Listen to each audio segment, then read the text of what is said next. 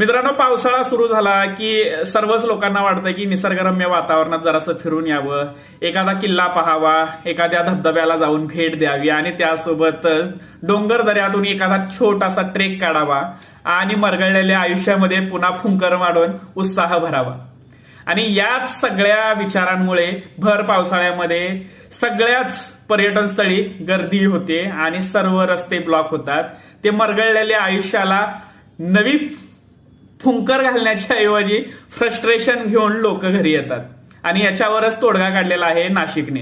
आता नाशिकमध्ये तुम्हाला पर्यटन करायचं असेल किंवा फिरायला जायचं असेल तर सर्वात आधी ऑनलाईन परमिट घ्यावं लागेल. आणि कोणत्या ठिकाणी तुम्ही जाणार आहात, कोणत्या किल्ल्याला भेट देणार आहात, कोणत्या धबधब्याला जाऊन भेट देणार आहात, हे सगळं तुम्हाला ऑनलाईन फॉर्म मध्ये भरायचं आहे. आणि फर्स्ट प्रेफरन्स नुसार तुम्हाला तिथला परमिट दिला जाईल, त्याच वेळेला तुम्ही तिथं जाऊ शकाल. हे सगळं गर्दी